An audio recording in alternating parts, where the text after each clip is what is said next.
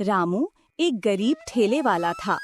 हर सुबह वो अपनी छोटे से ठेले पर गर्मा गर्म खिचड़ी बनाकर शहर की एक गली में बेचने जाता था।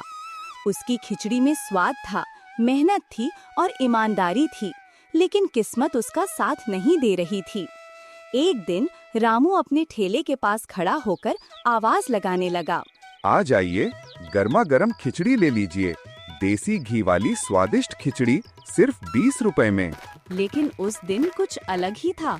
लोग उसके ठेले के सामने से गुजरते रहे, मगर कोई रुका नहीं। रामू ने फिर उम्मीद से आवाज लगाई, एक बार खाकर तो देखिए, स्वाद जरूर पसंद आएगा। तभी एक आदमी उसके ठेले के पास आया। रामू, एक प्लेट देना। रामू के चेहरे पर खुशी आ गई।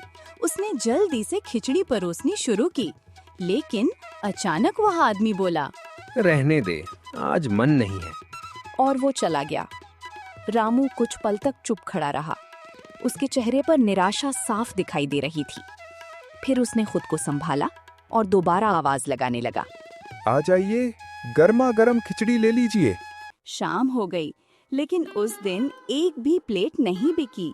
रामू ने ठेला बंद किया और भारी मन से घर की तरफ चल पड़ा। घर पहुंचते ही उसकी बूढ़ी माँ ने पूछा, आ गए बेटा, आज कुछ बिका?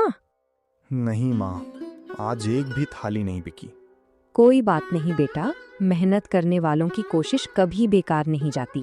भगवान सब देख रहा है। माँ, जब तक हाथ पैर चल रहे हैं मैं मेहनत करना नहीं छोड़ूंगा। गर्मा गर्म खिचड़ी सिर्फ 20 रुपए। भैया, एक प्लेट कितने की है? सिर्फ 20 रुपए भैया। सच कहूँ, वाह, बहुत स्वादिष्ट खिचड़ी बनाई है। धन्यवाद भैया। ऐसा ही स्वाद बनाए रखना, मैं फिर आऊंगा। भैया, आपके लिए क्या परोसूं? अभी खिचड़ी बाद में खाऊंगा, पहले एक बात बताओ, इतनी मेहनत रोज कैसे कर लेते हो? थकान तो होती है भैया, लेकिन अगर मेहनत छोड़ दूं तो घर कैसे चलेगा? तुम्हारी खिचड़ी में कोई कमी नहीं है, स्वाद भी शानदार है और मेहनत भी साफ दिखाई देती है। असल समस्या ये है कि अभी बहुत कम लोग तुम्हारे बारे में जानते हैं। अच्छी चीज लोगों तक पहुंचे, ये भी उतना ही जरूरी है। अपने ठेले पर एक साफ और सुंदर बोर्ड लगाओ। उस पर लिखो कि यहाँ देसी घी वाली गर्मा गर्म खिचड़ी मिलती है।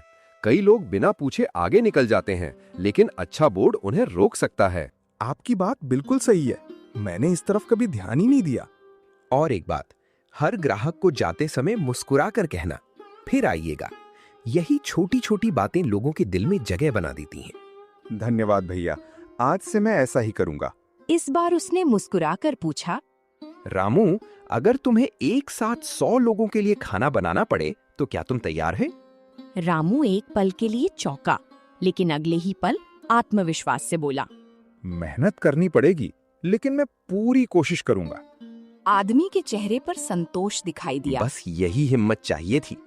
हमारे मोहल्ले में एक बड़ा कार्यक्रम होने वाला है, वहाँ खाने की पूरी व्यवस्था करनी है।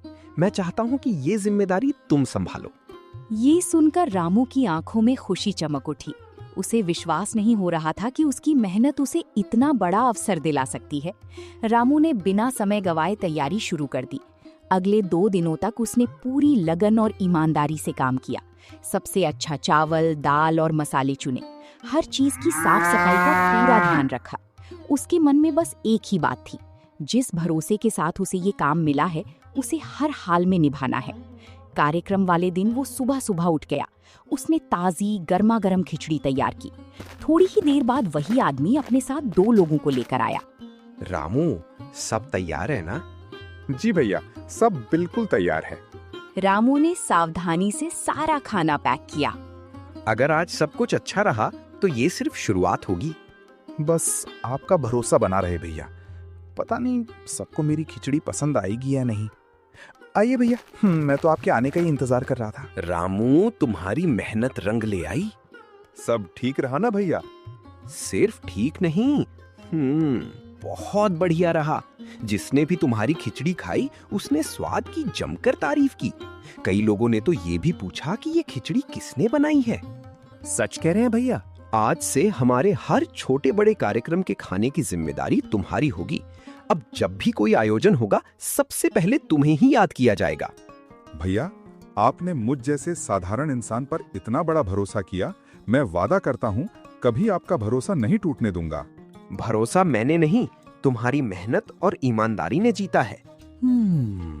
अगर आप भी ऐसी कहानियां पसंद करते हैं जो आपको शुरुआत से लेकर आखिर तक बांधे रखें, तो अभी हमारे चैनल को सब्सक्राइब कर दीजिए और बेल आइकन भी जरूर दबा दीजिए, क्योंकि अगली कहानी में आपका इंतजार कर रहा होगा एक नया किरदार, एक नया संघर्ष और ऐसा मोड़ जिसे देखकर आप भी कह उठेंगे, ओह